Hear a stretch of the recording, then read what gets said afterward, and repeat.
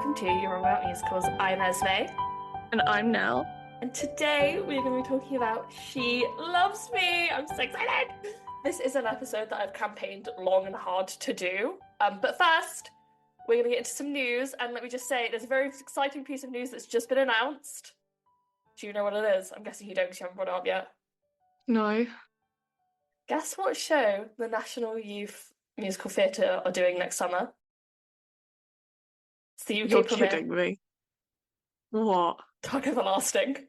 Are you shitting me? It's on Sean Troswell, Theatre Fan. It was like I saw it when I came back and I was like, she hasn't seen it yet. She hasn't seen it yet. You're fucking kidding me. Hold on, I'm gonna put this on the fucking musical. Like, I'm going. Not when you're trying to work out what's going on with Tug Everlasting. I have a really specific image I'd like to use. Nell's getting ready to tweet. Not even on the musicals account. I'll go there in a second. Oh my god, do I even have it? I don't think I do. I need to get the Chains one ready. I think I have that one.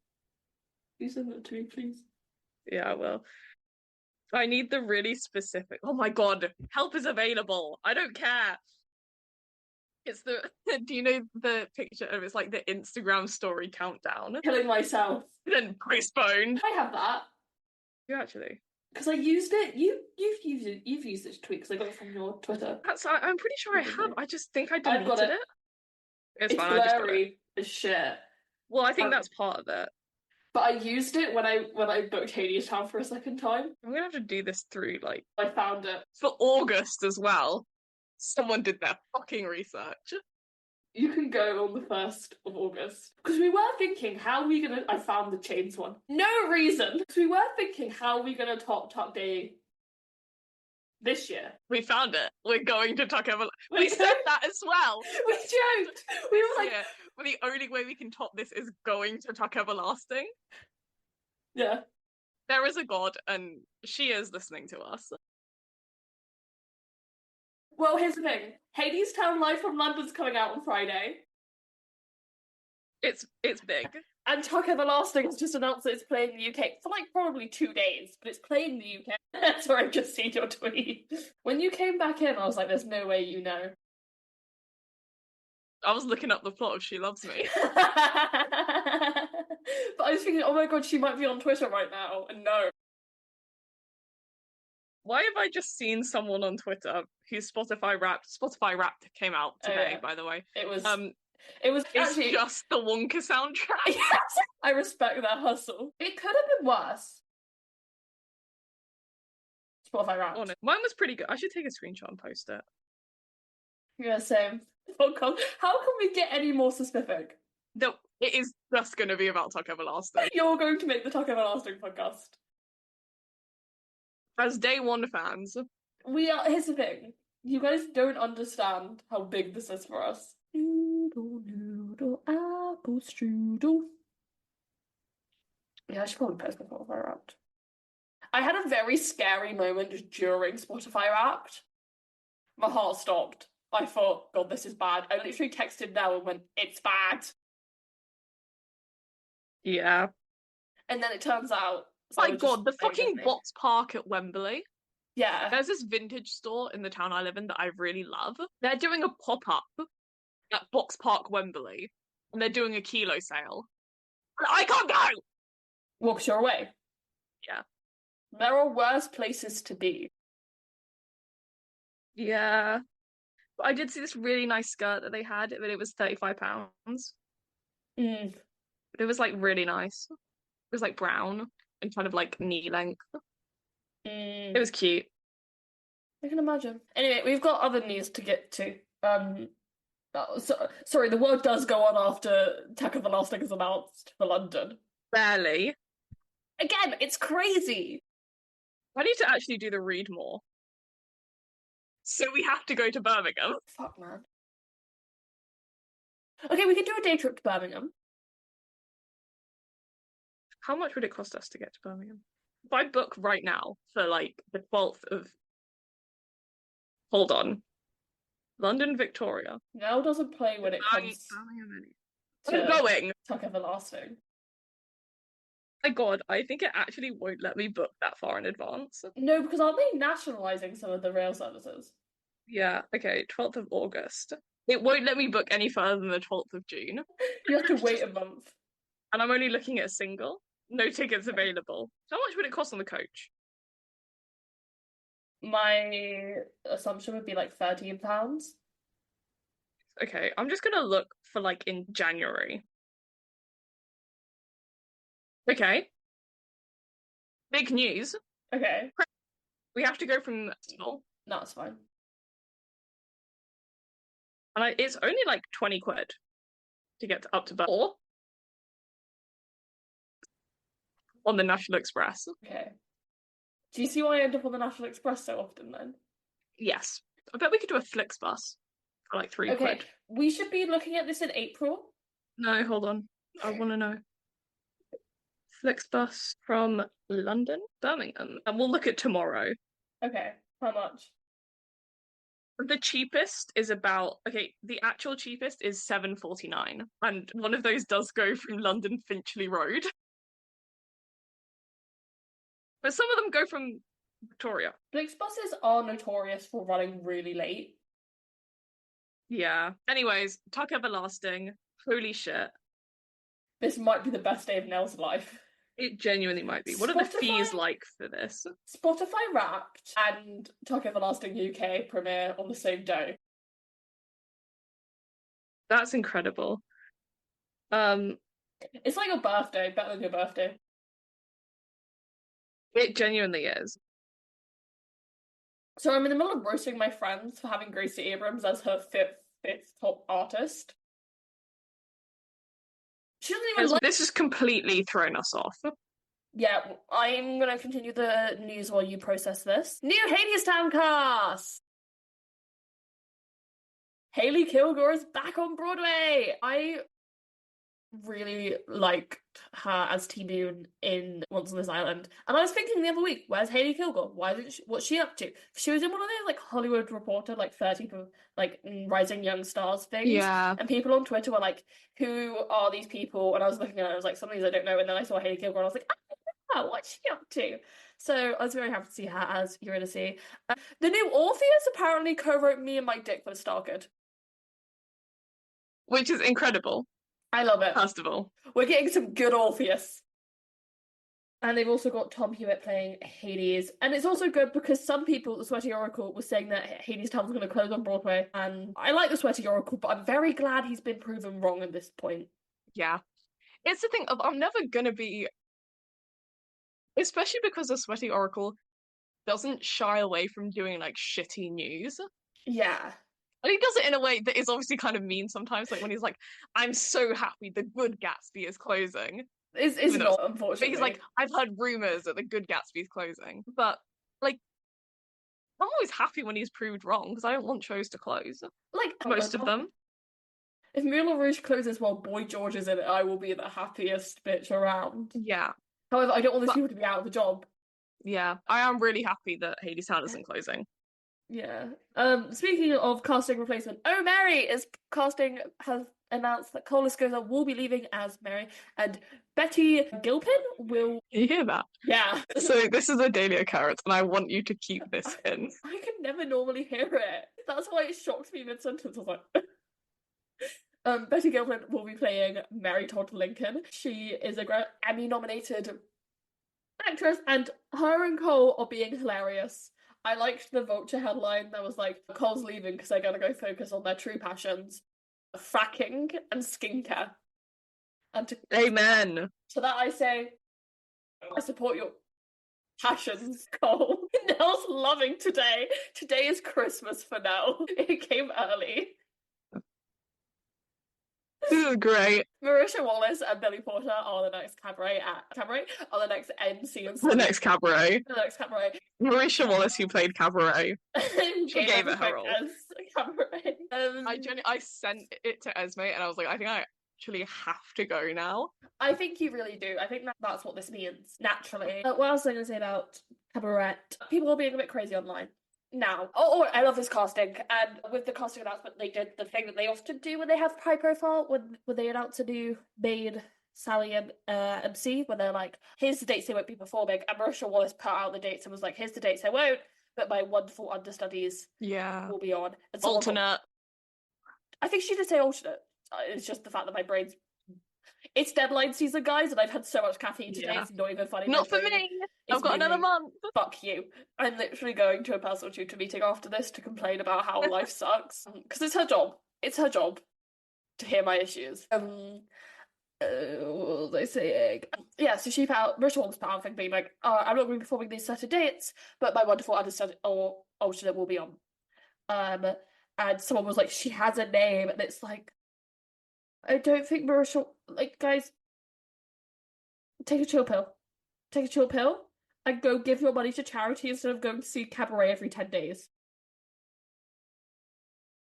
Anyway, next up we just have something we wrote down for the shits and gigs. People are dissecting Avenue Q discourse again, because apparently time is a flat circle. Well, so I definitely saw it start with people being like, now that we see the success of Wicked, what's the next musical they're going to rush into production? If you're like, Avenue Q. Avenue Q, and it's going to win the Oscar. But then someone put out some fucking tweet that was like, the reason that Avenue Q won over Wicked is because the Tonys, like, didn't want to acknowledge racism. And it's like, no, it's because Avenue Q ran a presidential campaign. So Avenue Q was smart, and they were like on the cultural they had their finger on the cultural pulse in a way Wicked didn't for the time. In fact, to the point that the next year the Tonys had to say, you can't run a campaign like that. No. You're not allowed. Guys, you cannot vote with your heart. Like, there was a lot of politics involved. It's funny, though, watching people learn, like, pieces of Broadway history that everyone's just accepted as, like, fact, because they are. But you know what I mean by watching people discover things that are, like, common sense to us? Yeah. It's like when people are like, I've been calling him SpongeBob. Grow up! Okay, I have another thing to write down. That woman the woman on Bok Talk. Incredible. She's hilarious. She is hosting a Bok lookalike contest in Washington Square Park, where the winner gets to be berated by her. There is a part of me that is glad that in some way people are realizing that Ethan Slater is very talented. She's never come after his talent. She just hates Bok. No, but like in the general vicinity, like the general like public. People have gone to go watch Wicked and they've been like, oh fuck, he's a talented SpongeBob man. Is talented. It's like, of course he is. He's Ethan Slater. He's totally nominee Ethan Slater. He's incredible. I love Ethan Slater. I love Ethan Slater, and I love the word of Bok Talk. Boy, love you, girl. Have you seen the TikTok where she like holds up a Spam-A-Lot playbill? She was like, I've seen Bok in Spam-A-Lot, and someone in the comments was like, girl, you saw 3 of the most famous Boks on stage together. Because she saw Ethan Slater from the movie, Alex Brightman, who was apparently the longest running Bok at one point. Yeah, it sounds like something he'd fucking do. And then Chris Fitzgerald, who originated the role, were all on stage together in Spam-A-Lot, and she saw them. The woman who hates Bok the most without realising it. I do just want to say, you bringing up Alex Brightman. This day could get better. There could be another UK premiere. Into what theatre? My house. Your house is not big enough for this beautifully set. My god, I'm still holding out hope for Everlasting at the open air. I think, like, this is a step in the right direction. Yeah, it's just, I think the thing is, National Youth Theatre, they do a lot of great shows, but I've never seen it as, like, it's a stepping stone to get a real production. Sounds rude, because obviously this is a real production. Yeah.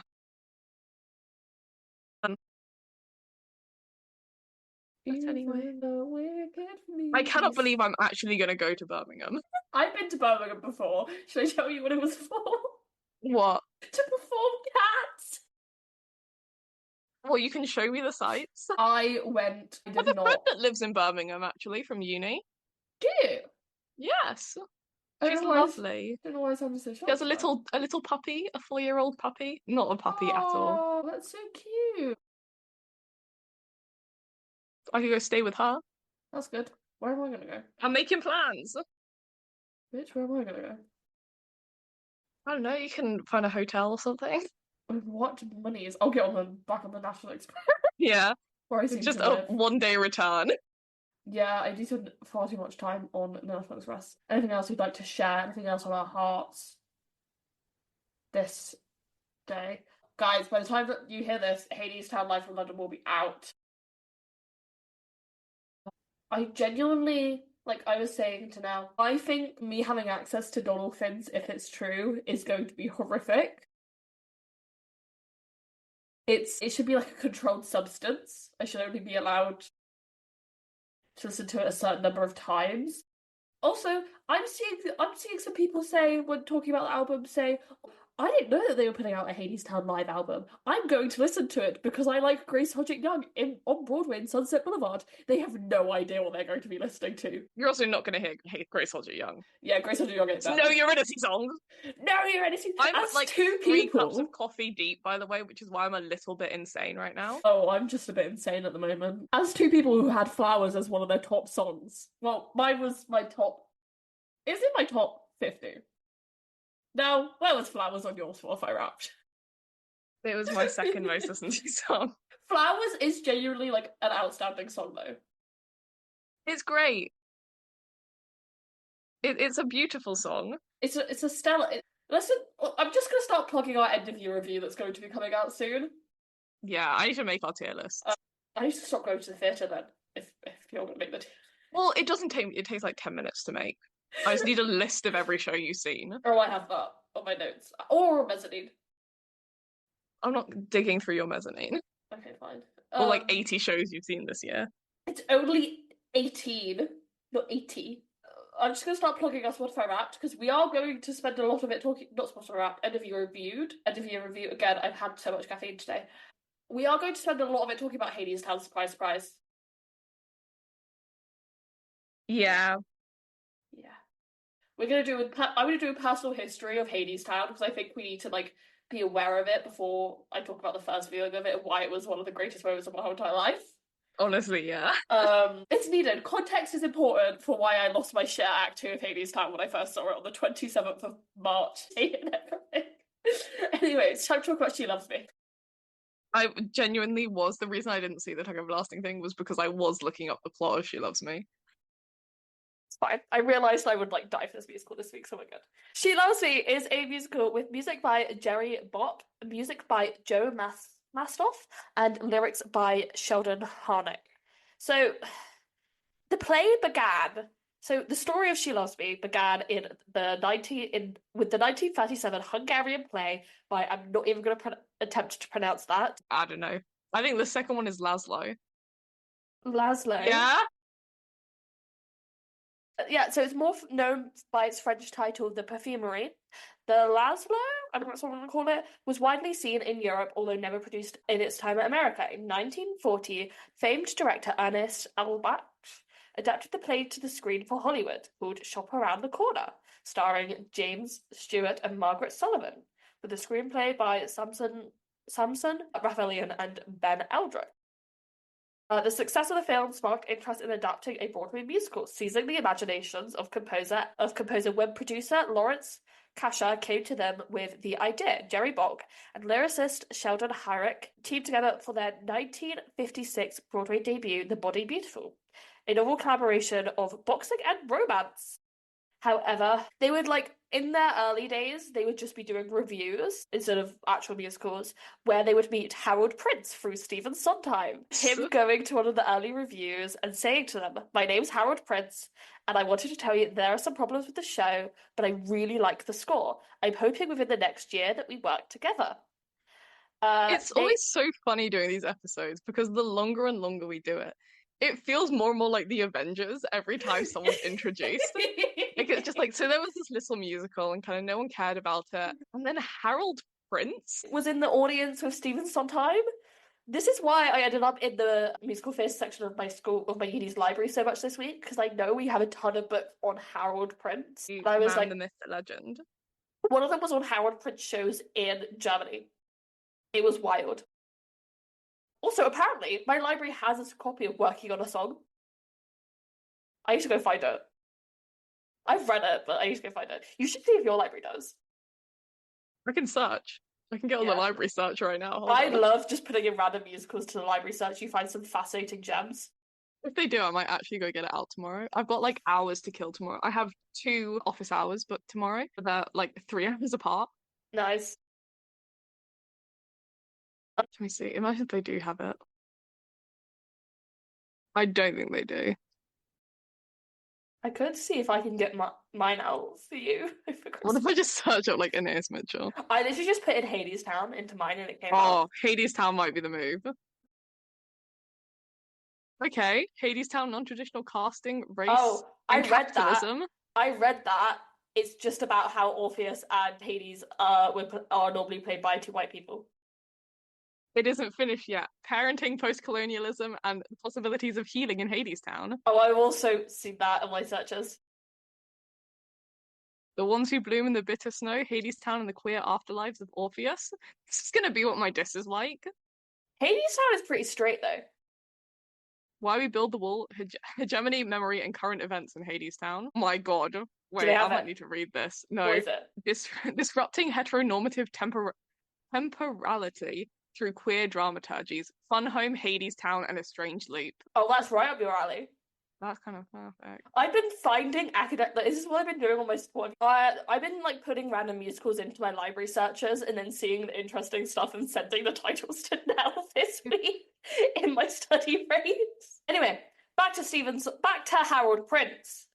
His origin story. Newspaper article from 2022, I want to say. Album of the week. Damon Albarn and Taylor Swift could learn something from the Sublime singer-songwriter Anais Mitchell. Yeah, I've read that article. Isn't that true? I'm pretty sure I've read that article when I was doing my Hadestown research because I was trying to find this very specific quote that I'd seen when that article came out, but I wasn't clocked into Hadestown because Anais Mitchell has the connection. I'm about to sound so fucking crazy here. Because Anais Mitchell has the connection to Desna. Yeah. The Taylor Swift like updates accounts picked up on that article and started running quotes from it. And so I saw that and I was like, what the bitch, what is the woman from Hades who wrote Hadestown saying about Taylor? And then when it came time to put that together, the Hadestown episode, I was suddenly really interested in what Anais Mitchell had to say on Taylor Swift. So I went looking for it. I've just seen a fucking insane article I think I need to read. What's it? You're not reading it right now. We've got an episode to get through. What's it called? The Phantom of the Opera. Cultural amenities, human capital, and regional economic growth. I think I've seen that. Do you want me to send you the one about... What could this possibly be about? Do you want me to send you the one about Phantom of the Opera, Thatcherism, Reaganism, and why it did so well? Honestly, yes. Why the fuck is this? Oh my god. My study examines 29 opera houses built before 1800. Okay. Basically, to overcome indigeneity, we draw on quasi-natural experiment in German history and exploit the exogenous spatial distribution of Baroque opera houses built as part of rulers' competition for prestigious cultural sites. Insane! I might need to read this. This is an economics article. Also, German is crazy. To go for with Phantom. I also found this article talking about representation of women in Broadway musicals, and it's all about how Wicked is gay. I really want to sit down and read it. It's an entire book. And the last chapter, it's all about how Wicked fans interacted with each other in the show, and I find it so fascinating. And there are excerpts from Broadway blogs from back in the day talking about Megan Hilty's performance, and I'm obsessed. I need to read it when I have the time. I'm reading it on my study breaks. What have you found now? I'm on my own path. Musical development of the musical in Crazy Ex-Girlfriend, 2015 to 2019. Fucking sure. If you have a uni library that you can search through, I recommend it's just putting in phrases. Just putting in random niche stuff you're interested in. Because I realized if I want these academic articles, I'm gonna have to start downloading them because I'm gonna lose access in a couple of months. Yeah. So I have a folder and it's just musical academic articles. So back to Harold Prince, our good buddy. At the time, they were coming hot off the heels. So this is Joey Bock and Sheldon Hardrick. They were coming hot off the heels of their musical Forello. I'm sure you've heard the name because it is. Do you know what it's about? I never knew what it was about until this week. It is about the former New York City mayor, Frello LaGuardia, with it tying the Sound Of the airport. Of the airport, with it tying for Best Musical Tony and being one of the only musicals to win the Pulitzer. I feel like I definitely have heard of it. I've just not listened to it. No, I didn't know what it was about. I hadn't listened to it. I didn't know that it was the same guys who did She Loves Me. I call them the guys who did She Loves Me like they aren't also the guys who did Fiddler on the Roof. They're kind of well known. You might have heard of them. Little known once or twice. Team, once or twice. It's like unknown indie composer. Indie composers, they're so underground. Don't have a Pulitzer, didn't write Fiddler on the Roof, one of the most recognizable musicals of all time. Howard Prince would go and see a play called The Warm Peninsula and hire Joe Mastersoff to write the book for She Loves Me. Sheldon Harrick would say about the process of writing She Loves Me, what Joe has done has never ceased to amaze me. So, Joe Mastersoff, this is the first musical he writes. Do you know what other musical he wrote the book of? What? Cabaret! Fuck off. This is the Avengers of musical theatre. It genuinely is. And then I'm like, why is this like the perfect musical? Why is She Loves Me just such a great musical? And then it's like, well, because it's like everyone like firing. It's like the best people of all time. What Joe has done never ceases to amaze me. He looked at the movie once and then never again. He went off and wrote his own version and played with the characters. Joe is very musical, so the script he gave me was constantly inviting lyrics. I don't want to embarrass myself by telling you places I stole what he wrote and incorporated it into the lyrics. The way we worked was this. Once we knew what the project was, in this case it was an adaptation of the film The Shop Round the Corner, I would go home to my studio and begin to think of song ideas. Jerry, who was living in New Rochelle, went to his studio in his basement and began to think of music ideas. When he had a musical notion fleshed out and thought, okay, that's as much as I want to do, he would go and tape it, and then he would send me the tape. It would be anywhere from 8 to 12 songs, and he would preface each one by saying, I think this one's for Amalia, I think this one's for Gail. The most exciting ones where he would say, Sheldon, I don't know what the hell this is, but I like it. He was very generous, because on any tape of 15 songs, there would be one or two that compiled with ideas that I think or had really loved and couldn't wait to put lyrics to.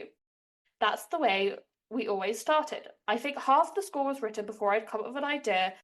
I didn't want to be constrained by music. This was the third show we'd written, so I knew that when I gave Jerry a lyric, he would set it superbly. He would often surprise me because I would write that I never thought was a match and it would come back as a romantic waltz. And it was better than that. I never worked with anyone else. I never worked that way with anyone else. So then they would talk to Larry Gasher, the original producer who got them to do She Loves Me, about the director. And Jerry and Sheldon would want Grower Champion. So Larry would call him and say, you want to do it? And he would say, no, I have other commitments. I would love to, but I can't. They thought, let's take a chance on this Broadway producer, Hal Prince. She Loves Me was the first show that Hal Prince ever directed. Incredible. I know. His origin story. I love Hal Prince. If you couldn't tell, we're massive fans of Hal Prince here.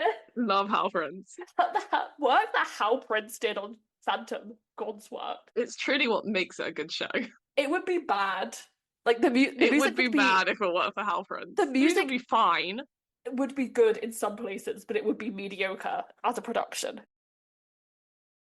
It's all Hal Prince, baby. And you can say that about a lot of musicals that he has worked on. If you let me pull up a list, because I reckon for about half of these, we'll just be like, a certain someone. The next day, Grower calls up and says, Story. He produced that. Fine. I don't think he directed. I can look. Stage productions. He does a lot of co-producing and producing. Yeah, that's how he got his start. Cameron, I would love to see you direct something. That'd be fucking hilarious. He was the director of Baker Street. Love you, Hal. Cabaret. Company. Yeah. A Little Night Music. Yeah, he becomes friends with Sondheim through the 70s, and then with Merrily they stop being friends. Specific Overtures. Sweeney Todd, Evita, Merrily. No, he also did a lot of work on Evita. Again, any Andy project, he does a lot of work. He tells Andy Spider-Woman, to fuck off. Showboat. Parade. Parade. That's gorgeous. Slap. He's like, you look at a lot of these and you're just like, damn, Legendary musical theatre works. just icon. He was So- co-producer on Damn Yankees. Yeah, Oh my makes God. sense. Hal has a wonderful sense of musical theatre, a wonderful sense of humour, and he did a superb job on the show. Julie Andrews wanted to star as Amalia in the original Broadway production of She Loves Me, and asked Prince to wait 6 months until she was available. He didn't, and cast Barbara Cook instead. Power move, your first Broadway show, to be like, Julie Andrews, I know you want to do this, but actually no. So the show would open 3rd of April 1963 after only 6 previews at the Eugene O'Neill Theatre. The New York Times would say, the humours of She Loves Me are rather gentle rather than robust. The characters are familiar figures of happily bittersweet fairy tales, yet have individual charm that keep you thinking, and that you cannot digress any array of desserts, no matter how attractive and tasty they put you after finding yourself relishing in nearly all of them in She Loves Me. The secret is everyone concerned with She Loves Me has played fair with basic ingredients. Joe Massoff's books is a virtue of sentiment, and almost at no point does it fall into consistency of style. It is not even easy to guffaw.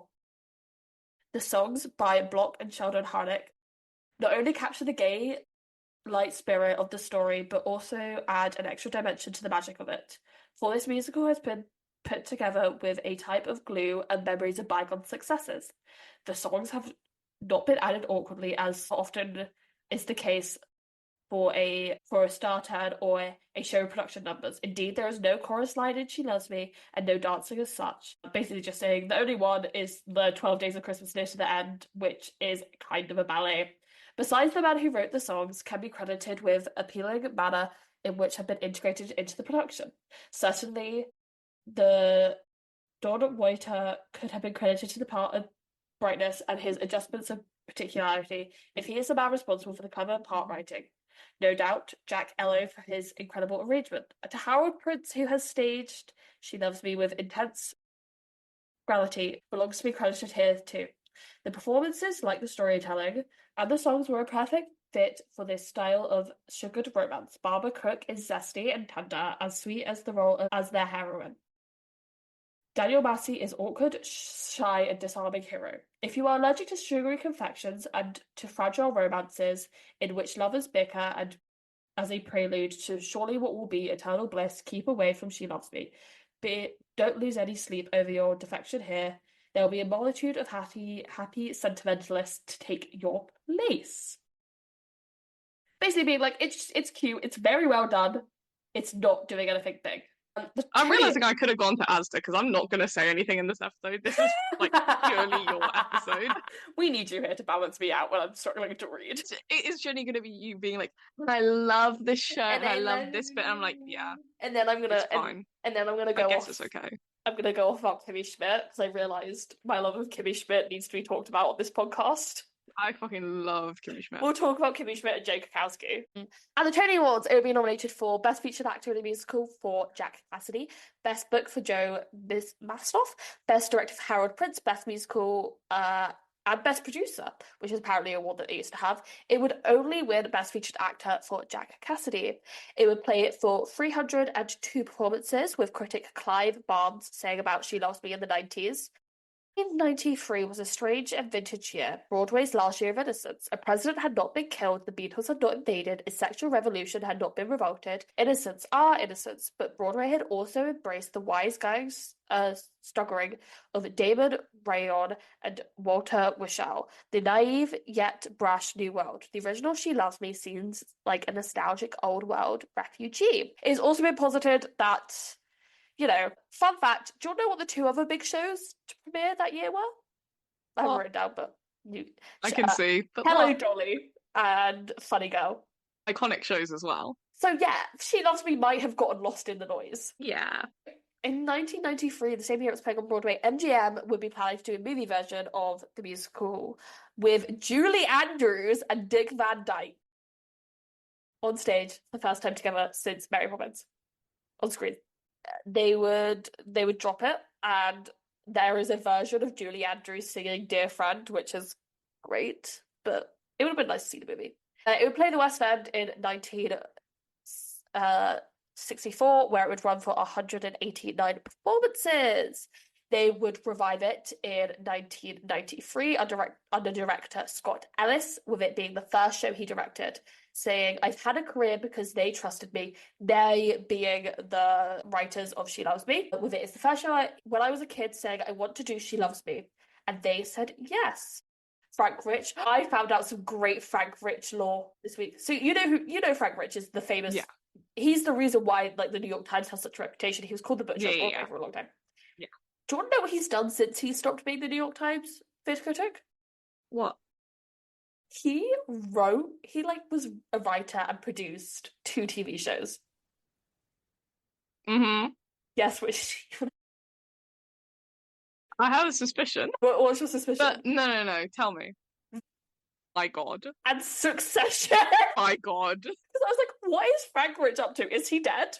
And then it was like, no, he's like an Emmy Award winner. I was like, what the fuck is Frank Rich won an Emmy for? Veep and Succession. I fucking love Veep. Veep is a great show. Also, Jesse Green's private on Twitter. I wanted to see how his tweets were like. I wasn't going to be mean to him, I promise. I just wanted to see what his Just really wanted to see. I just wanted to have a little cackle. So Frank Rich would say, the first time I walked out of a Broadway show was to see She Loves Me a second time. A sensitive flower hemorrhaged comic blockbusters like A Funny Thing Happened on the Way to the Forum and How to Succeed in Business Without Really Trying. Was surely a goner by the new year. It was now or never. I bolted out the 2 o'clock matinee of the Never Flop to take one last look at She Loves Me at 3. I thought, I don't know much else although I didn't know much else in 1963, I brought out my youthful infatuation with She Loves Me. The proof is at the Roundabout Theatre Company, where this musical has finally received an exquisite revival of its diehard fans, surely new fans will soon be made in Legion. Intimate work with nothing on its sophisticated mind other than romance. She Loves Me is so much less an anomaly of Broadway today than it was 30 years ago. Given how the world has changed since then, audiences may be huggier than ever to the summons of a spontaneous melodic evening through sheer entertainment and a complete escape. Although Joe Masteroff's economic Schleitzer's flavoured book of the musical is a model of construction and taste, the exemplary scorer Jerry Block and Sheldon Hymick that most make a piece endure in its long-term classic shows of Frello and Fiddler on the Roof. Lack of consistency of tone of She Loves Me gives it most of the music as an operetta, although it is written in a lilting style that respects the story milieu. The score boasts Broadway brass, no out-of-character number submitted for the parade hit, and Mr. Halnick's funny lyrics are intelligent, and adult characters read as solemn listening to Chopin, far more than most musical comedy lovers of their day about sex. But the Roundabout production has succeeded where other may has failed through the main point. Basically being like, good ensemble. As much as this evening invokes the past, however, does not leave a melancholic aftertaste of nostalgia. She Loves Me is far less dated than some more successful musicals of its vintage, including the Hello Dollies, because of its unsentimental romantic emotions never age. As Georg and Amalia, her name is kind of fuck-ass. But it's because they're like, we're still setting it in Hungary. Gradually overcome their cynicism and melt with affection, we melt too. In defense of our own cynical 1993 instinct, She Loves Me turns out to be a love affair against Broadway odds, has grown deeper in time.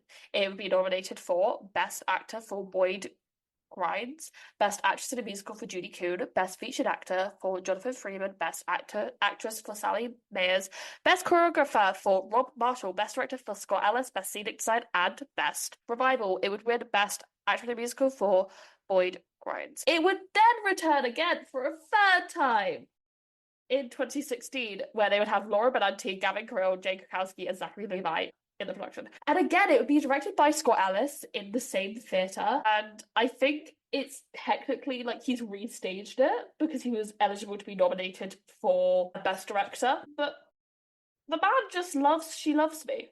And I have to respect that. Ben Brantley would say about it for the New York Times. She Loves Me is a sustained reminder of the pleasures of exaggerated ordinariness. Written by Joe Masteroff, Jerry Bock, and Sheldon Heimbrook. This tasty tale of love, loss, and found at the workplace is as great as is the Great Vanilla Ice Cream musical. But when embodied cast expertly attuned, as this one includes a winning Zachary Levi, a scrumptious Jane Krakowski, it is a lingering, deeply satisfying sweetness usually lacking in brassier shows. It is also remarkably free of the shadow and subtext that contemporary directors like John Doyle, Butler, Scher keep uncovering in their reproductions of vintage musicals. The cheerful seamlessness of She Loves Me defies deconstruction. Mr. Levi and Miss Benanti give good fiction. Both their characters are conceivably willful, ambitious, and, as it happens, romantic in a literary way. It makes sense when we learn, as before they do, that they have been corresponding with each other every day. The rubric of dear friends through a lonely heart society. Most important to the tone of the show, and I mean this as a compliment, they both register as common run-ins, the nights you don't look at twice in the seat. Each is the apotheosis of average. By extension, the music within them erupts as a disharming manifestation of irrepressible emotions that we can explore. The most ecstatic is when they take the two form of bravura solos, Amalia's Vanilla Ice Cream and the title song performed by Mr. Levi with a spontaneous, insulterous triumph that makes it his own. And then there's Miss Krakowski, the Tony winner from Nine, who has represented her glamorous diva side so deliciously, evident on the small screen in 30 Rock and Unbreakable Kimmy Schmidt. To portray the Pellegrin tribe of the love-signed Ilona Ritter, who's having an affair, with the caddish Stephen Kodai, played by Valptine Gavin Creel. He pleads, she melts, and when they make music together, they rumba, like the stars of a Casablancan floor show. Wayne Carlyle did the character-rich choreography with generosity, and it allows for a clumsy waiter to lead a fictitious tango of his clientele. In a world where even office antagonisms and anxiety can find up-tempo synchronicity, and those moments you hear a song in your heart, there's a first-class orchestra conveniently nearby to express yourself in a style that lives up to your bliss. It's nice to see the New York Times give a rave for a musical for once in their goddamn Honestly, yeah. and not ask anything more of a show than just to be sweet. We've kind of lost that recently. The show always has to be doing something. And I think maybe Happy Ending is a return to that. Yeah. I still think maybe Happy Ending has something to say. But yeah, it's nice. I'm going to use the word miss here as if I was there for it. Yes, I miss the 1960s famously. Yeah, I miss the 1960s, the kind of golden age. Yeah. That kind of period where it was just yeah, fuck it, we're telling a story, throw in a couple songs. Yeah. Why not? And that being what made it a musical, rather than being here is this story about class inequality. 2 Katy Perry songs. Romeo and Juliet could never. And Juliet. I had to explain to my friend because she was like, so you like all musicals? And I was like, no. And she was like, well, what's your least favourite musical? And I was like, Anne Juliet. Let me explain. What is my least favorite? I've seen Anne Juliet, and I don't remember any of the plot. It was my thing. I was like, Anne Juliet definitely fundamentally misunderstands what Romeo and Juliet is about, and the story of it.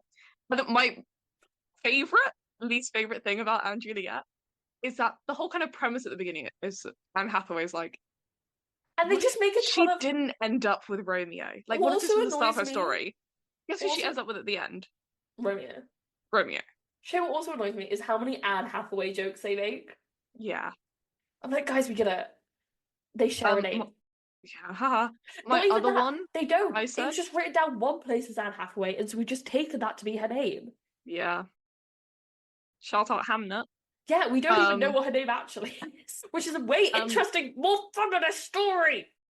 I think what Anne Juliet was trying. Sorry to talk about Anne Juliet while we're doing She Loves Me. No, we can always talk about Anne Juliet.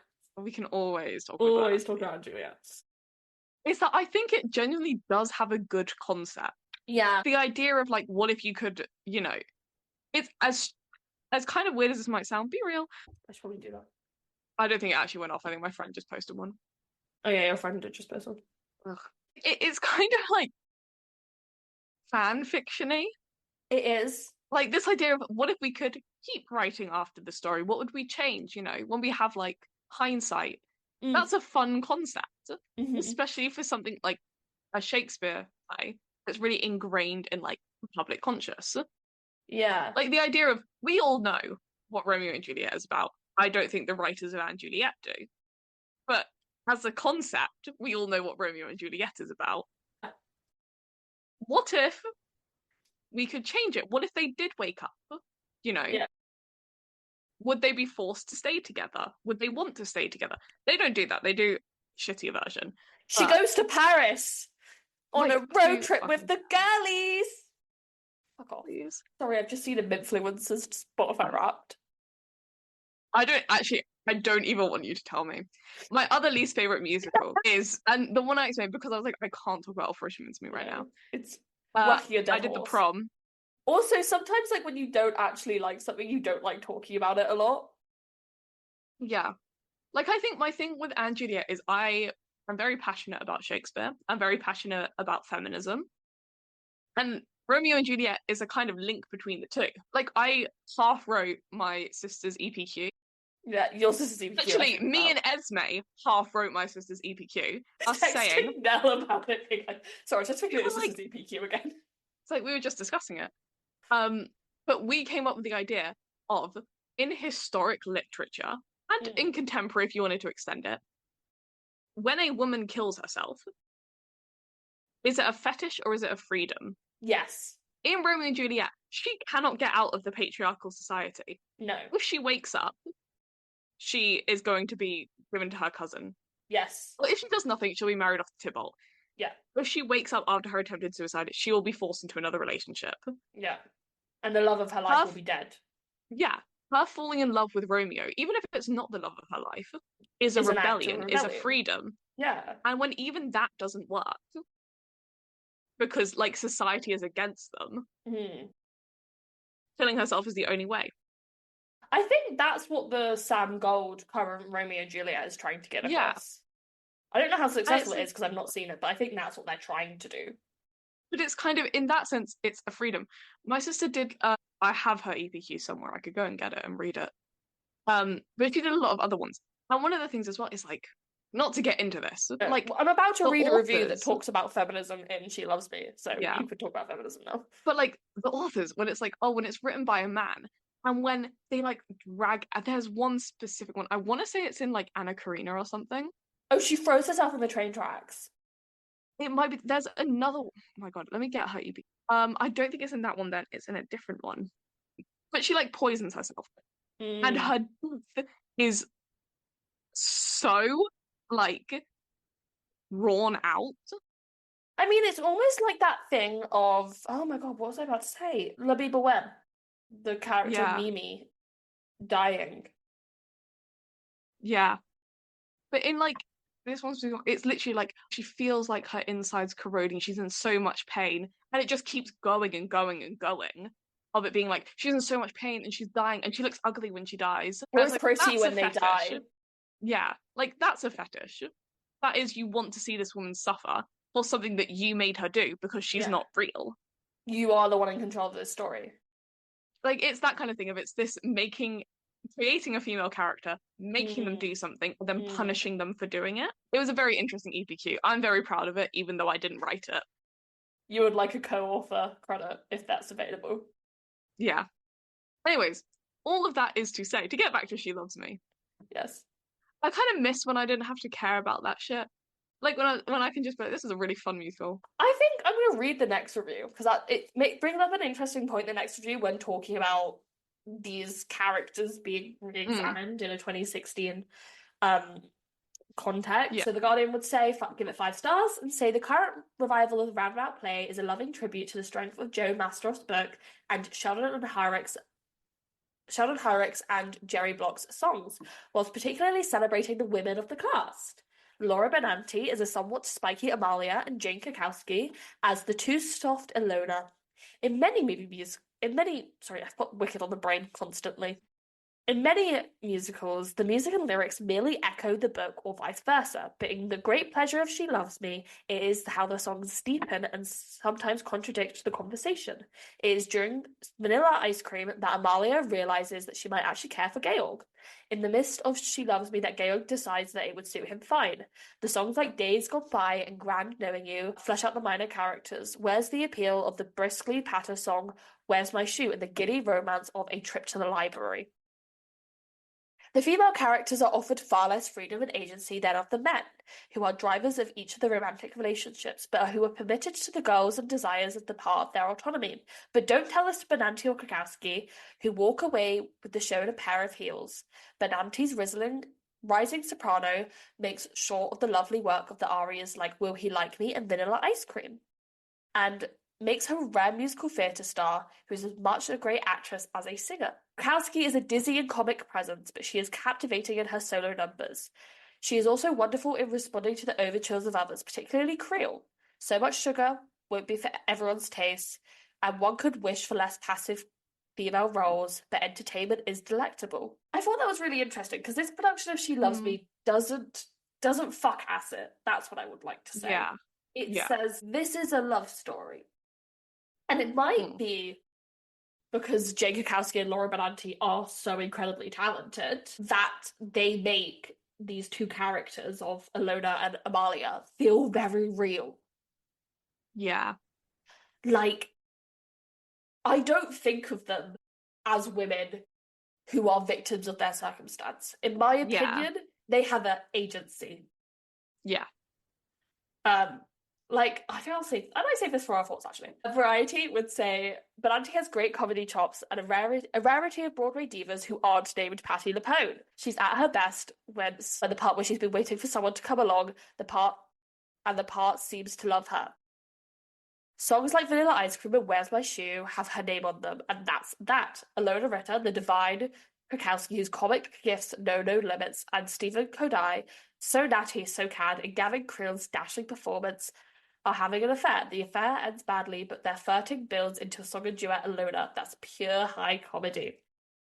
In a score particularly orchestrated by Larry Hochman and a rich wall-to-wall musical highlights during memorable songs like Dear Francis, She Loves Me, Mr. Basterett's Bittersweet Days Gone By could have easily been lost. Synopsis time. It's very short today. Oh my god. Yeah. Okay. I mean, again, it is She Loves Me. It is, you know. Not a ton happens. It's like we're in a perfumery and they're all falling in and out of love with each other. Yeah. A store clerk and a sales girl in a Hungarian perfumery cannot stand each other, but are unaware that they are conducting an anonymous romantic correspondence. That is just She Loves Me. So back to my It's cute. It's fun. So back to my thing about the fact that it never feels like, to me, from 2024 eyes watching a 2016 production, it never feels like to me, because I've seen the pro shot. Okay, it's not illegal for me to say that. Don't ask how I watched it. It doesn't feel like to me that Amalia or Ilona don't have agency in their situations. I mean, Amalia literally comes into the perfumery and goes, "Give me a job. I would like a job, please. Give me a job." And then again, when she's waiting for the guy, Georg, which she doesn't know it's Georg, to show up, and she tells him to fuck off. And they have that exchange. And yes, it's a bit flirty. And yes, there are gender roles and dynamics there because it's a romantic comedy. And like even something like Trip to the Library, which I love Trip to the Library. Love you, Jane Krakowski. She decides, hey, I'm actually done with, I've forgotten his name, Gavin Creel, Kodai. I'm done with Kodai. I'm gonna go hang out with I'm gonna go be an optometrist. And yes, it's played for laughs, because because obviously it's an old musical, so you can kind of see the formula really clearly, if that makes sense. Like Amalia and Georg are our main love story, and so we have to have two people who are the secondary characters, who are romantic, who are comedic. Yes, it's going to be this funny patter song, instead, but like, she has agency. Yeah, that's what I'm trying to say. It has agency, and it has weight behind it. Now, you might be thinking, Esmé. Yeah, sorry, what were we going to say?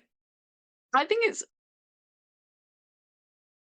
this is going to be kind of hard to put into words because it's a lot of old shows and old stories. Yeah.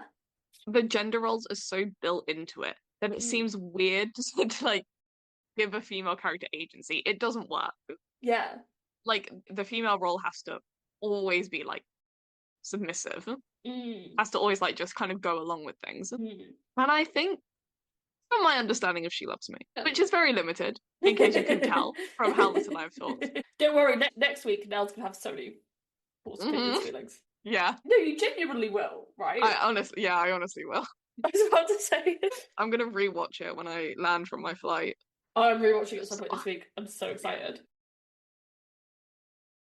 But yeah, I think with She Loves Me, it's just such a fun musical. And that's not to say that there isn't some like sexism and kind of bits in it.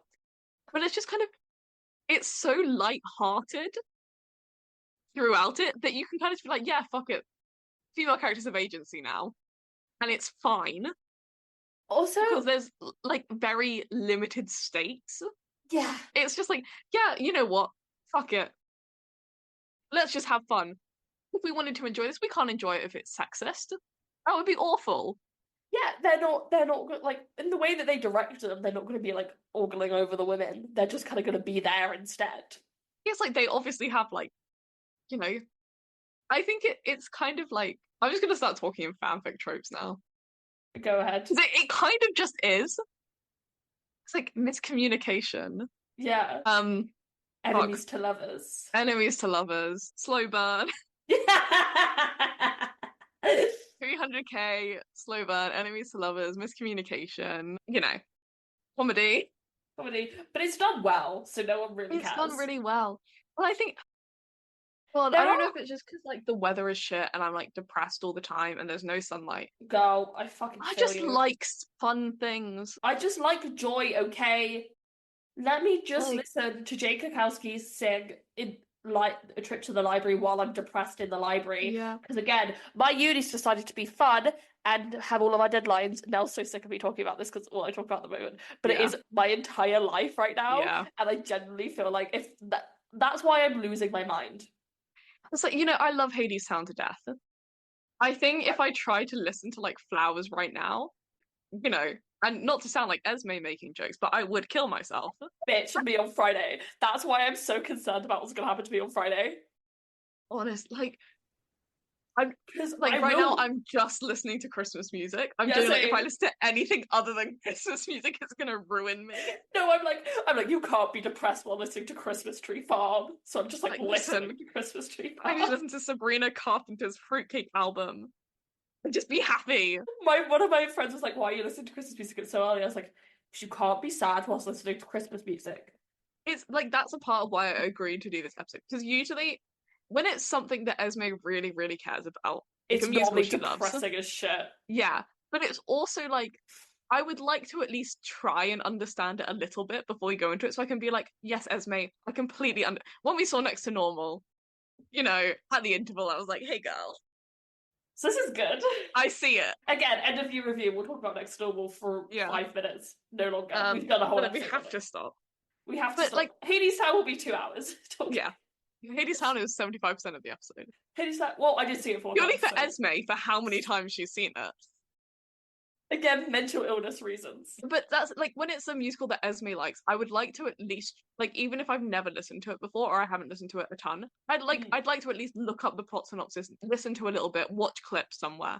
Yeah. I could be like, you know what, I can talk about this a little bit. Yeah. Like, Esmé's still going to take the lead. And I think you do the same with me. Like, Tuck or something, I would more, like, come up. Like, as like Love Never Dies, I've seen it, but I don't remember really seeing it. I remember having a couple of moments of, oh god, I don't understand the nuances of Love Never Dies like you do. Like, let me talk about Love Never Dies. No one understands the nuances of it. Me and Andrew Lloyd Webber, we get it. Does he though? Yes, he wrote it. Who the fuck just texted me? Oh my god, leave me alone. It's the vintage store. They keep texting me being like, we're doing a sale. I don't have the money. But yeah, then Esme was like, we're doing She Loves Me. Our like second to last actual episode. Yeah. We're doing She Loves Me. I was like, okay. Because everything I know about She Loves Me is that it's just very cute. It's very sweet. I can sit here and be like, you know, I have not listened to She Loves Me. I've probably listened to it once in about 2018 and never since. Yeah. I've probably seen like a clip in passing and not realized it was from She Loves Me, you know. And I'm perfectly content to sit here and I can say with full confidence, I think it's a fine musical. I think it's cute. I think it's fun. And Esme really wants to do it. So I'm sitting here and letting her talk about it. I will say, I do have a Budapest mug. Yeah. So on theme, it is my friend's. I stole it from her. Fair enough. I want to go to Budapest. Me and my friends were talking about it. You should. Do you want anything from Berlin? We're trying to find steins. We have one stein in the house and it's fucking massive and we want more. What's a stein again? Sorry. You know the like German beer drinking glasses with the handles that are like huge? We have one in the house and we want more. So we're on the hunt. I'm not sure just pouring like a bottle of wine into the round. Yeah, end of year review, me and you with our end of year review. We might be in the same place for it. We don't know yet. Guys, there might be a video component because Spotify are really trying to push video components. Fun fact. They were like when the Wrapped happened. I didn't tell you the stats. So I didn't really care about it. They were like 80% of people also engage with video components, and it's like it's Spotify. Audio, bitches. Like, I don't care. Yeah, we might be in the same. It really quick. Yeah, I'm probably gonna do my lyrical analysis of Dear Friend. Go ahead. Yeah, we might be in the same room. We might be in the same room. For year in review. And we might be drinking. Might be. Even if not for the episode, we're going to be drinking. Let's be real. It's Christmas.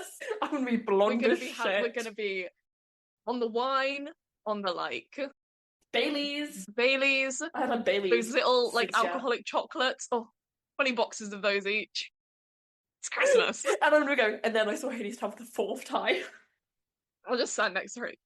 The only sound from me is just drinking as Esme goes. And then I saw Hades Town a 3rd time. And then I went really good. And I went to go see Hades Town this time. And at the end I walked out, my friend went to me, Esme, I could just hear you crying.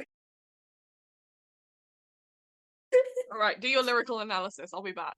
Okay, so friend. You can cut that and no one will know that I was missing. Because I'm not talking during this episode. Leave this in so they know that I'm not here. Gone to Asda. Bell's obsessed with knowing that she's a mute this episode. It's like an act of protest. So, Dear Friend, it's one of the greatest songs possibly written for musical theatre. It is genuinely like top 5. I love specificity. Thank God Mel's not here, so she can't mock my speech. Specificity. Don't mock me, anyone at home. That's not an invitation to mock me, you little bitches. I stop being so mean. I have had so much caffeine today, and that's why I'm acting like this. I feel like I could get up and like jump around the room. I have a meeting in an hour to discuss what's going on in the head and my face. When I was talking about my face burning last week, it's definitely an anxiety thing. Yesterday I didn't do any work because I went to go see Curious Case of Benjamin Button. It's not the second coming like of Les Mis like everyone thought it was. It's good. I couldn't understand some of it because I need to work out the sound design on that, but the sound's sick. Anyway, one of the greatest songs ever written, Dear Friend. What can I say about her? She's a diva. She's an icon. She's a true queen. And it is specificity. And I love specificity in song. That's what I love about Taylor Swift, my top artist this year. Don't ask what the 0% of Taylor Swift listeners I was in, because that's private information. So Taylor is an icon. She's a legend. Not Taylor. Yeah, she's an icon. She's a legend. She's a diva. I'm looking at a photo of her right now. And she does a lot of specificity in her songs. Like the scarf in All Too Well. So I speak to All Too Well today. I don't actually listen to All Too Well 5 too often, but I think it's a true masterclass. Like the scarf and all too well. The scarf and all too well. Why can't I think of any more other options? Matty Healy dressing up as a Sue in fucking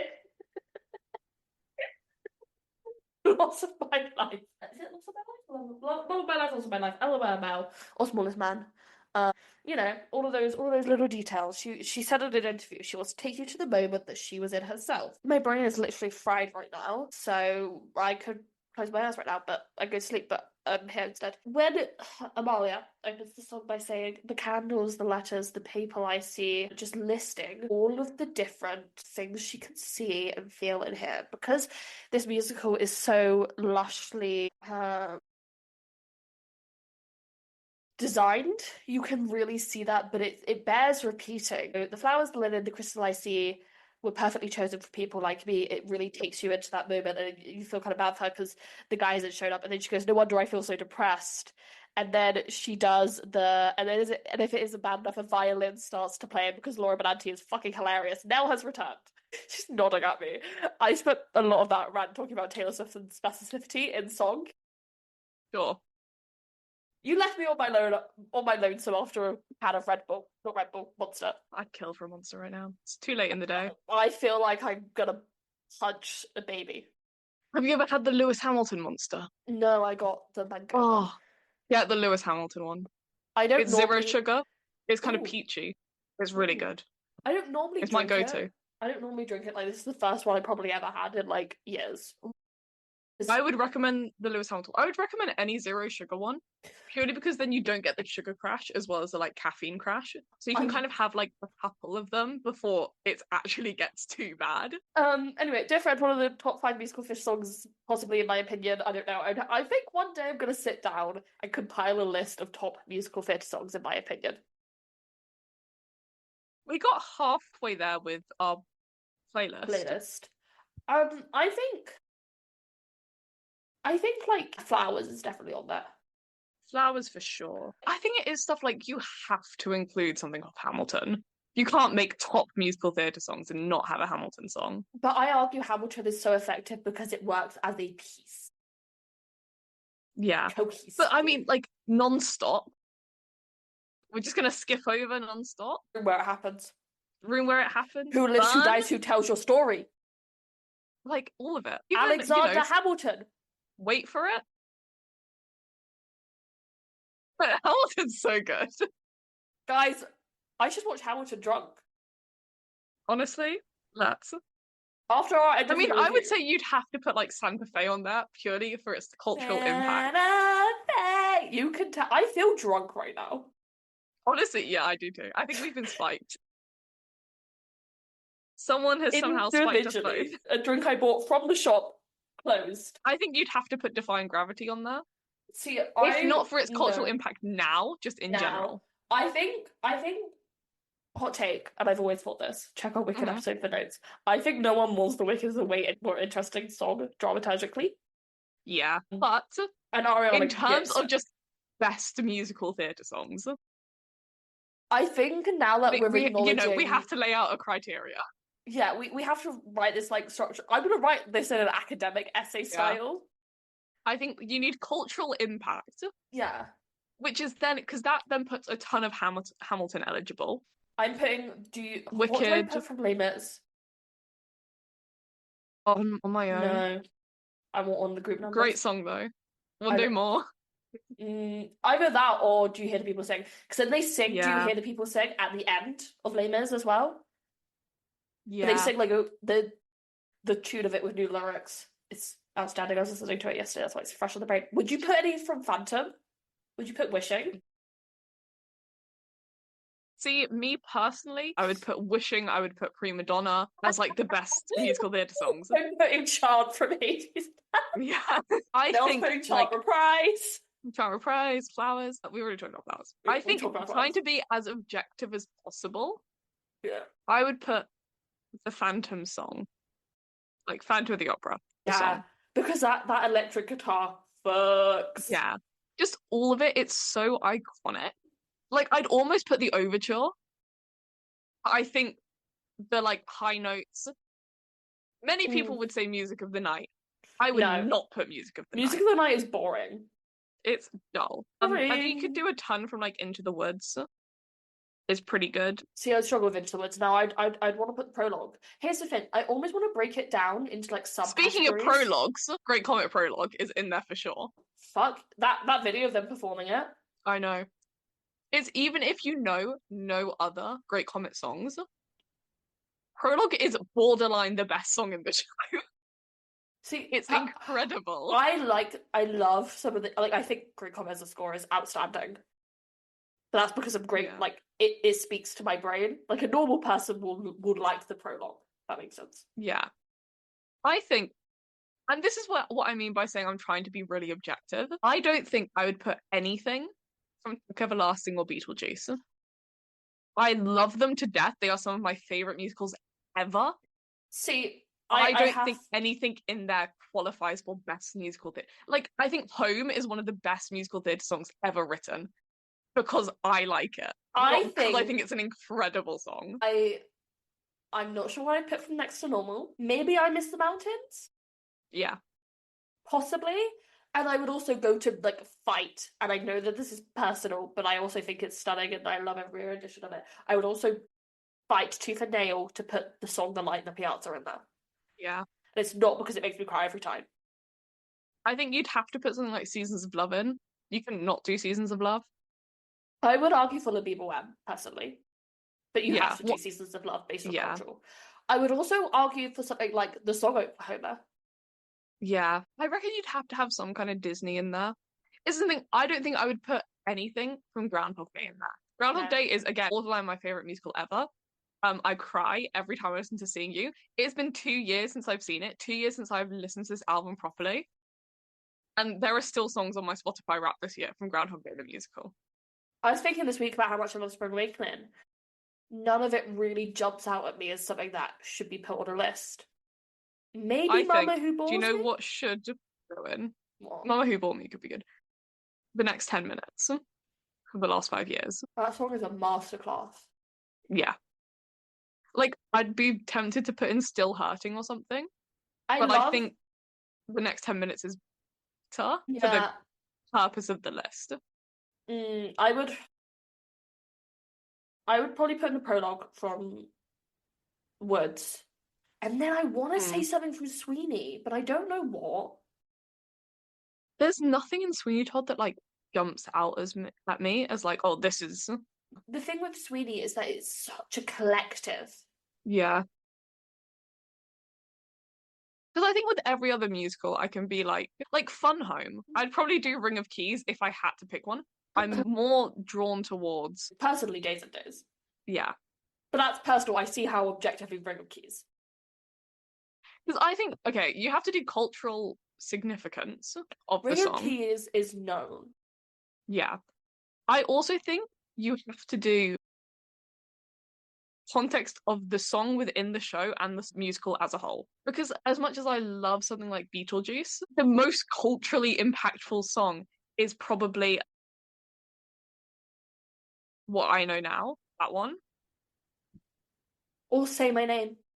Yeah, neither of which I think are great songs. They're good. Not very well. But they're in the not context. Yeah. But there's nothing. And I think it's within the context of the show. They aren't great. No. You're not sat there thinking, oh, this is a good song. It's like, that's what I think with Rent, is that you have to include something from Rent. And you have to include something from Hamilton. Because they're like defining moments in musical theatre history. They are touchstones. I mean, as I walked out of Hadestown crying for the first time, I went to Now. Okay, so this is what Rent is to Hamilton. This is the Spring Awakening to that. Yeah. It's the same. I think you'd have to put something in from Falsettos. I'd be drawn towards You Gotta Die Sometime. Yeah, same. That's what I was about to say. Oh, guys, do we all remember my rant from the episode talking about death? Yeah. What a fun year it's been. What would you put in from Joseph? No clue. I like my coat of all the mega mix. Some Anyway, classics. I'm gonna talk about Jane Krakowski now, my one true love. Of course. You also like Jane I'll leave you be. I do love Jane Krakowski. I love Unbreakable Kimmy Schmidt. Love Kimmy Schmidt. And it's the reason we're never going to do a Spider-Man episode. People think it's other reasons. No, it's Kimmy Schmidt's fault. Can I just say as well, I think for the both of us, definitely me, I think you watched Kimmy Schmidt just before me. I did, yeah. And you recommended it to me. I was thinking about why was I like so young watching Kimmy Schmidt. Yeah, you recommended it to me. It came to me. Immediately after I watched Kimmy Schmidt, I watched The Politician. Yeah, same. Which is an insane run. Because it ended, I think has directly impacted my humour. Guys, Tina Fey is the reason I am. If you ever think this bitch is weird and annoying, blame Tina Fey. Honestly, yeah. Because I do every day. Nell's so sick of my bullshit. She has to go blame Tina Fey. I'm gonna write like an email to her and be like, fuck you. Fuck you, fucked up my Do you know what I have to put up with? Anyway, so my love of Kimmy Schmidt, it's the reason why we'll never have a Spider-Man episode, because I watched Kimmy Schmidt at a very young age. Basically, I was thinking about this last night. So I was thinking about how much I love Jane Krakowski. I was like, why? How did I start watching Kimmy Schmidt? And I realised it's a product of me and my friend. Not me. No, not you. Me and my friend finding the weirdest shit we could on YouTube, not YouTube, Netflix in the early days, and watching it when we were like 11 and 12. Because it was back in the day when Netflix didn't have a ton of original stuff. Because Kimmy Schmidt came out in like 2015. And they didn't used to have like a huge original category, and they used to have this TV show called Some Assembly Required. And it was about this guy, like teenager, who bought a toy factory. And there was a woman named Mrs. Bumpkus who used to like, who originally owned it, and that was the cleaning woman, and would try and scheme to take it over every episode. Anyway, so this is all to say, we used to find weird shit and watch it at sleepovers. So I imagine we just got done rewatching Some Assembly Required. We had done watching Paul Blart Mall Cop. And then we were looking and we see a comedy about a girl who was formerly in a bunker and then was in the real world. And we were like, this sounds good. Let's watch it. And my life was never the same. My brain chemistry was never the same. That's needless to say. I love you, Jane Krakowski. You're fucking hilarious. And is so good in this. That's all I have to say. She's never been bad in anything ever, is the thing. No. And also... She was in Christmas Carol, we did this time last year. Yes, we did. And she fucking slayed in it. She was so good at it. It was amazing. Also, so back to the reason why we'll never do Spider-Man on the podcast. Tina Fey likes to make a Spider-Man musical joke. She did it so much, or in my memory she did it so much, because there's an entire episode dedicated to the fact that Titus Andromedon... A great character. Oh, I love Titus Andromedon. Pinot Noir, I didn't think was a real thing as well.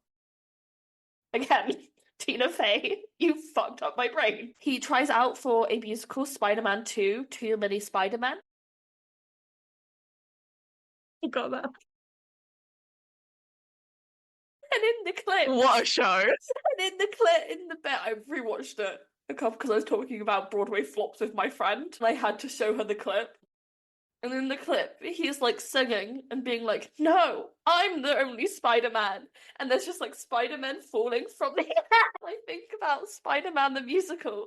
That's what's happening in the brain. So no, we'll never do a Spider-Man episode. Blame Tina Fey. Take it up with Tina. Take it up with Tina. That's all I have to say when she loves.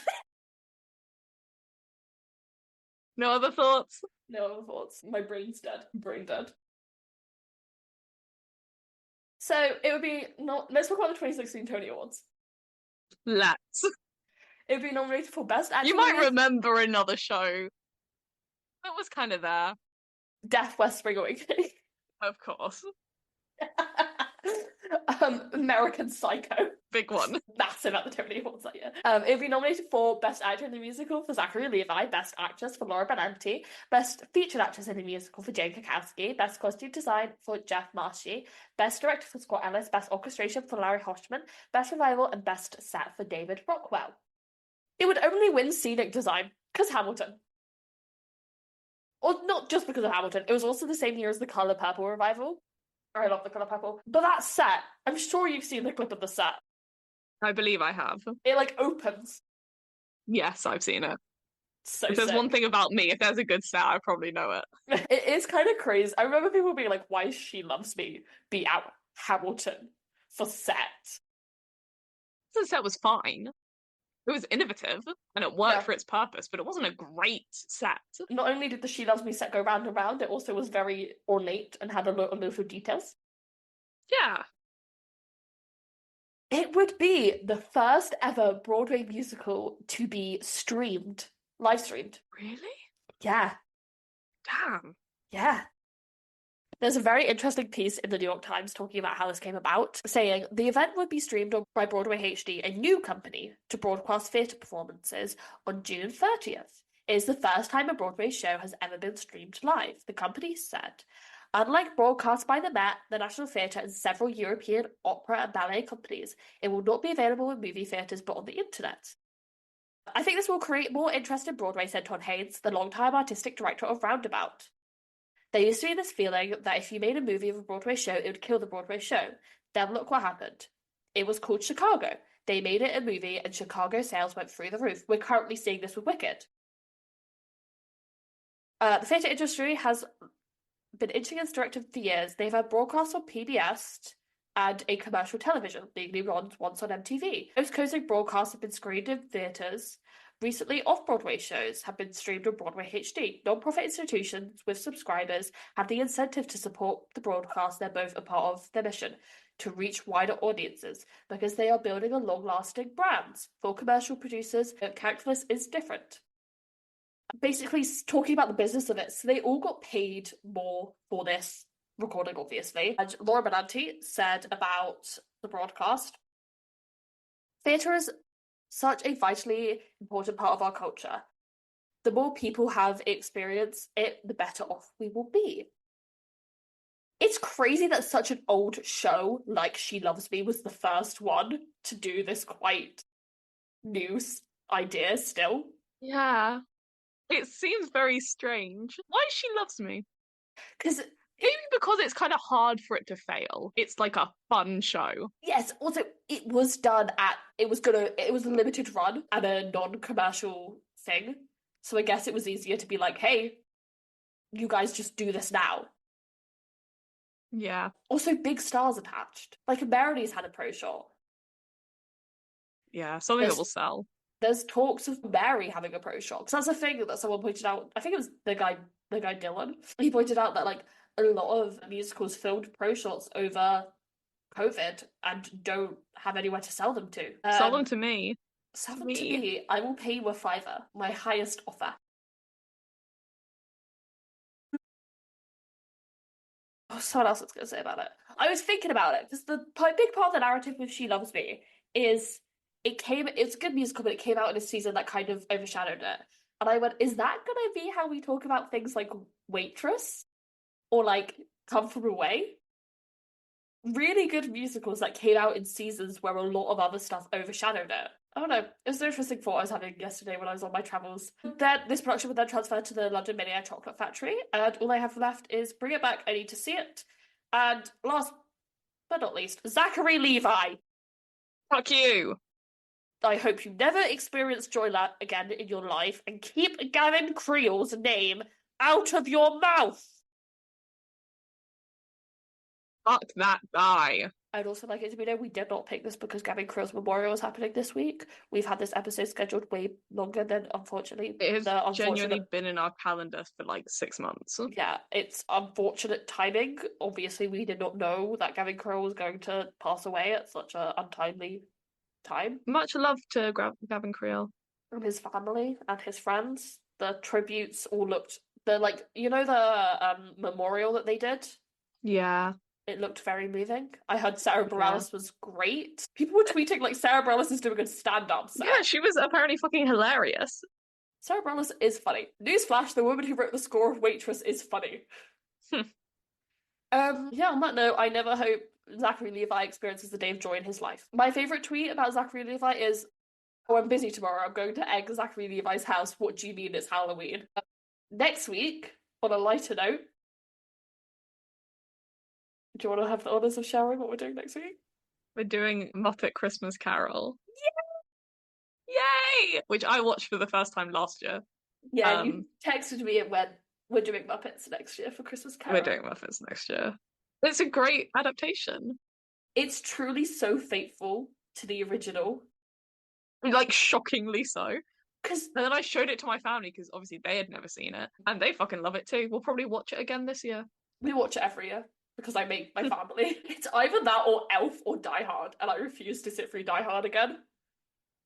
And my sisters don't like Elf, but they'll watch a Muppets Christmas Carol. Yeah. Also, I've never seen Elf. of course you have. That doesn't. No, This because is a well-known fact. I was talking with my friends and we were talking about Christmas traditions. One of them was like, "Oh, I always watch like The Grinch Who Stole Christmas on Christmas Eve," and I was like, "Yeah, I've never seen it." Yeah, I don't think I've seen. I think I had, but I was very young. I've never seen The Grinch. I've never seen Elf. I've never seen Die Hard because people include that as a Christmas movie. Die Hard is as much a Christmas movie as Little Women is. Never seen Little Women. It's not a Christmas movie. It's a winter movie. Yeah. The list goes on. I watched the newest Home Alone. Yeah, very randomly. It was pretty good. Was it? It's a horrible Home Alone movie. It's a great movie. I have like actual genuine thoughts. I think my issue is we're focusing on the intruders too much. The intruders are just like a couple. Yeah. They're just like chilling. But we focus on them so much that I'm like, I actually don't care about this kid. I don't care. Like, when you're watching the original ones, you're like, you know, we like Kevin. We want Kevin to win. These ones, I kind of want this kid to lose. I want him to get caught. Other than that, it is a great movie. Okay. I'd recommend it. What's another? Yeah. I just really love A Muppets Christmas Carol. I've had no cheeses for us, pieces going around in my head like all week. Also, fortunate timing again, although we're not recording it for like a week and a half, so hopefully no one will care by the time it comes out. Because there's been drama in the Muppet. Which is insane. And general. I'm not talking about Muppets 3D being shut down. Which is also horrid. When I found out I couldn't go to the Miss Piggy statue fountain anymore, I screamed. I sprung out of bed.